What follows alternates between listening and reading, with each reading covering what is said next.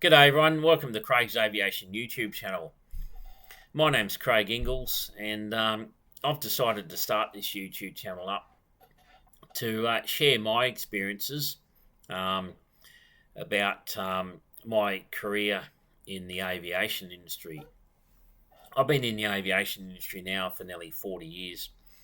Initially started out as an apprentice aircraft maintenance engineer, subsequently went on to do some engineering for a few years post my apprenticeship, and I'm also a pilot. I can fly fixed wing and also helicopters. While I was doing my apprenticeship, I was also learning to fly. It took me about 6 years to obtain my commercial pilot's license, and the reason why it took that long is because at the time I didn't have access to a surplus amount of cash. And I know most people do experience this in the industry as well, particularly pilots from time to time in their career, due to a lot of reasons. And the apprenticeship provided the means as well to fund my flight training. So I self-funded all my training over that period of time as well.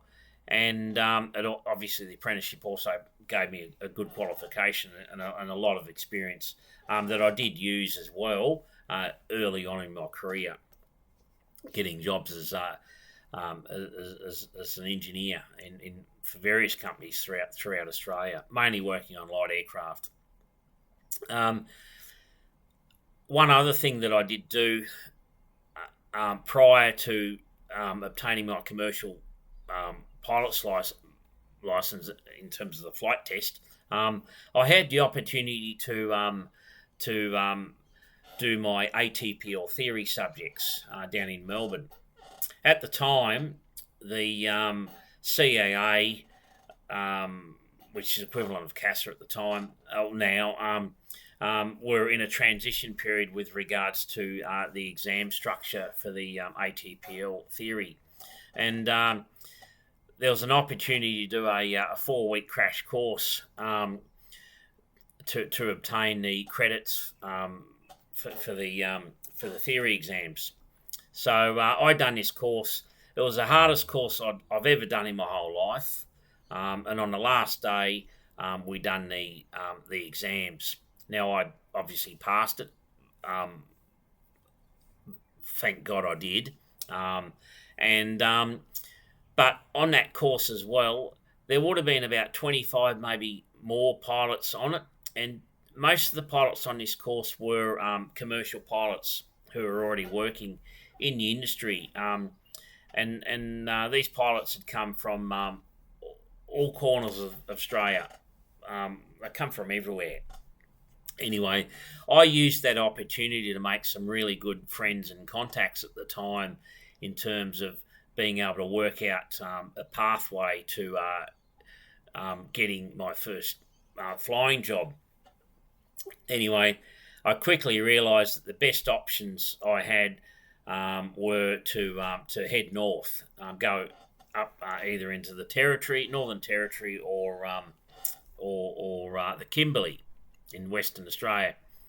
Anyway, after the course, I finished my flight training for the issue of the commercial license, done the flight test, all that kind of stuff, and then not long after, I purchased a Subaru Brumby Ute and put my toolbox in it, all my gear, a few spare parts and other bits and pieces, and headed up north. Went up through Queensland and then into the Territory, and then eventually ended up in Kununurra. That journey took about 3 weeks. Everywhere I went on the way, I'd drop in at the local airports and go and door knock and ask for a job, either as an aircraft maintenance engineer or as a pilot, without much success. Everyone I met were really good. However, there just wasn't the work available.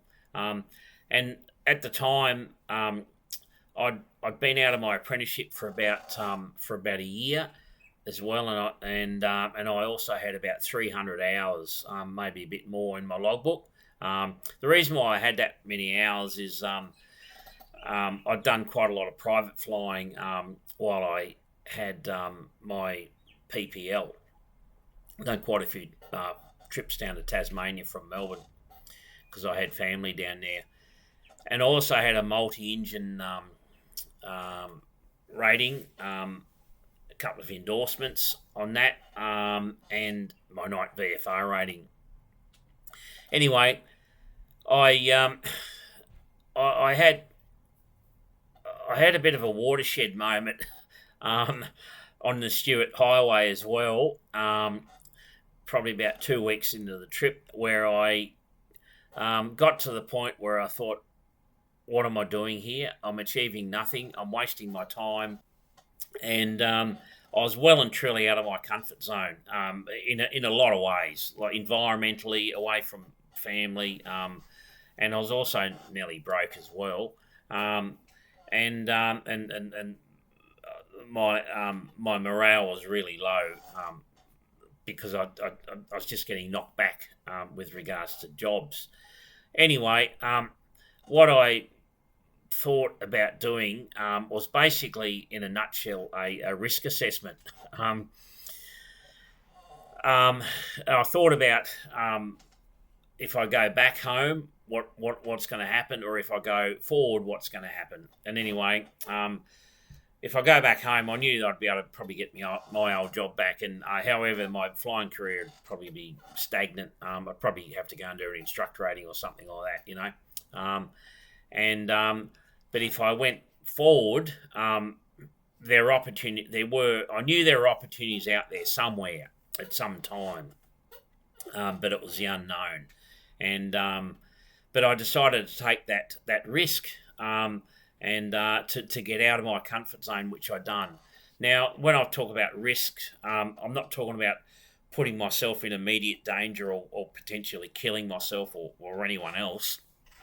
I'm talking about the risks of going into the unknown, into a new place, basically setting my whole life up and my career. Just some advice to young people, particularly joining the industry. Or any industry for that matter, particularly when you're if you've just graduated and you've got a new qualification. Go out there and make calculated judgments, but you've got to sum up the risks, and good things will come to you. And every time I move forward in my career, or even sideways, sometimes I've done a bit of that, and even backwards. But there's always that element of risk and doubt and uncertainty, and that's the only way you can move forward in anything in life. It's not only aviation. Anyway, I subsequently got to Kununurra. My first job in Kununurra wasn't flying or even aviation related. It was actually filling potholes in on the road in between Kununurra and Wyndham with a local contractor up there who had an old Toyota Dyna tip truck. We'd go out early in the morning from Kununurra and fill these potholes up on the highway. And there were a lot of potholes at the time because it was at the tail end of the wet season. This was back in, would have been about March, April 1993. Anyway, the working environment was extreme. Temperatures out there on the road were ranged in between about 35 degrees up to about 45 degrees, and sometimes the relative humidity was probably about 95%. So it was a very, very, very stressful environment to work. However, the fella I was working for was a really good bloke to work with and what to work for. Anyway, I'd done that for about a month. Then I subsequently was lucky enough to get a job with a company called Alligator Airways as an aircraft maintenance engineer. that position then, a few months later, led on to a casual flying position. Uh, the company at the time had a fleet of Cessna 207s, which I flew predominantly. They also had a couple of 206s, a couple of 210s, a couple of Part Navias, a Cessna 206 on floats, and also a Beaver on floats, and a Beech 18. Quite a diverse fleet for for a very small operation. However, the flying we done was also quite diverse as well.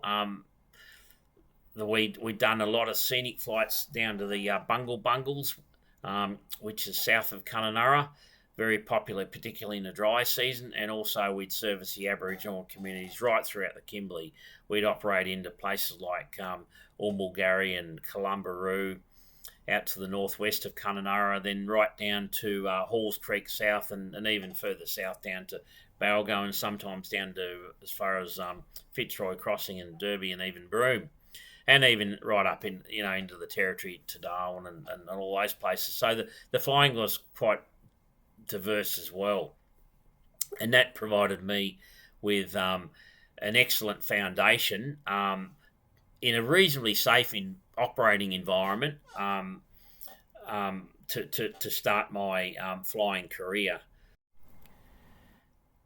I ended up spending about 18 months in Kununurra with Alligator Airways. After that, I went back to Melbourne and done my command multi-engine instrument rating.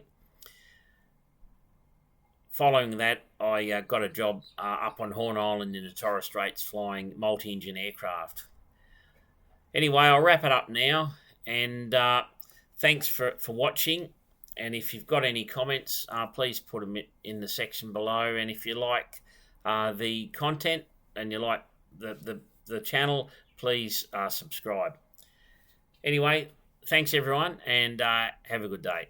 See you later.